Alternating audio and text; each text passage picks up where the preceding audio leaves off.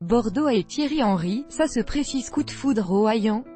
En quête d'un successeur à Gustavo Poyet dont la mise à pied devrait déboucher vendredi sur un licenciement, Bordeaux a misé sur Thierry Henry, champion du monde 1998 prêt à son tour à franchir le pas.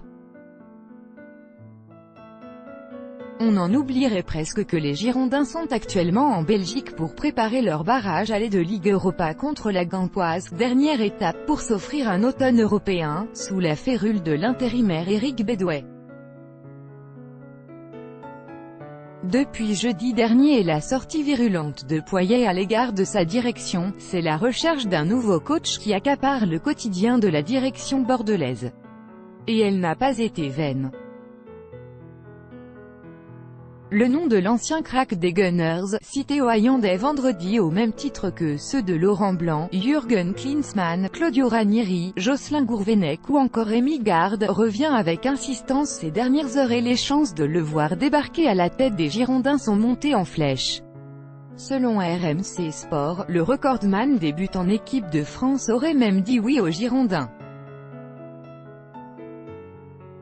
Selon 20 minutes, il doit se rendre jeudi aux États-Unis pour rencontrer les Américains de GACP, qui deviendront officiellement propriétaires des Girondins le 28 septembre prochain à l'issue d'un vote à Bordeaux Métropole.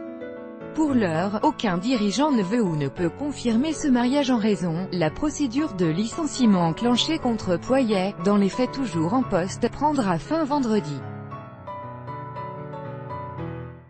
L'aval de Wenger à 41 ans, celui qui vient de faire ses premières armes en Belgique, comme adjoint en charge des attaquants des Diables Rouges, la fédération belge ne désespérait pas récemment encore de le convaincre de passer premier adjoint du sélectionneur Roberto Martinez, deviendrait le 7e champion du monde 1998 à épouser la carrière de coach principal, après Didier Deschamps, Laurent Blanc, Lionel Charbonnier, Bernard Diomède, Zinedine Zidane et Patrick Vieira.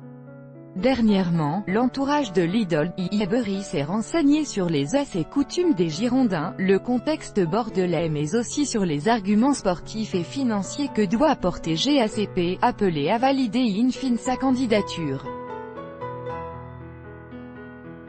En coulisses, son profil, ses connaissances du football ont fait l'unanimité et il a même reçu l'aval d'Arsène Wenger, son ancien manager à Arsenal, via le quotidien corse Le Matin. Oui, il a envie de le faire.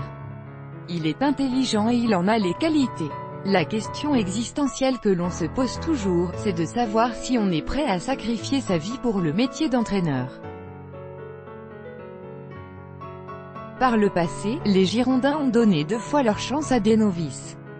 En 2007 d'abord avec Laurent Blanc pour une réussite insolente, champion de France et Coupe de la Ligue en 2009, synonyme de tremplin vers les Bleus et le Paris SG, puis en 2014 à Willy Sagnol, en le débauchant des espoirs français, mais l'idylle s'est conclue par un divorce en mars 2016, risque assumé, en termes d'image, l'arrivée d'Henry permettrait à Bordeaux de redevenir un peu plus glamour que ces dernières saisons où il vivotait derrière le top 4, au grand désespoir de ses supporters inquiets par ailleurs de la tournure de la passation des pouvoirs à venir.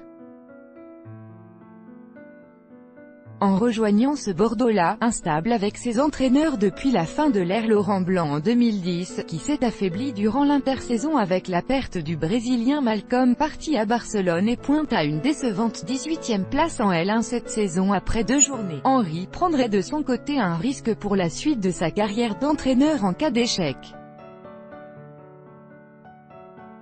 Une donnée que Titi a assurément mesurée, de même que les moyens qui seront mis à sa disposition pour les 9 derniers jours du mercato. Sur ce point, le temps presse vraiment. Pour son barrage aller, Bordeaux rêvait de se présenter à Gand avec un nouvel avant-centre fraîchement débarqué. Mais à force de tâtonner, le dossier du Brésilien Pedro, 21 ans, 1,85 m, l'actuel meilleur buteur de son championnat avec Fluminense est convoqué pour la première fois par son sélectionneur Tite pour les matchs amicaux de septembre, n'a toujours pas abouti. Et les plans B qui circulent ne suscitent guère d'enthousiasme chez les décideurs girondins. À voir désormais si Laura ou le carnet d'adresses d'Henri ne vont pas changer cette donne. Rap, PJL, tout droit de reproduction et de représentation réservé, copyright 2018, Agence France Presse.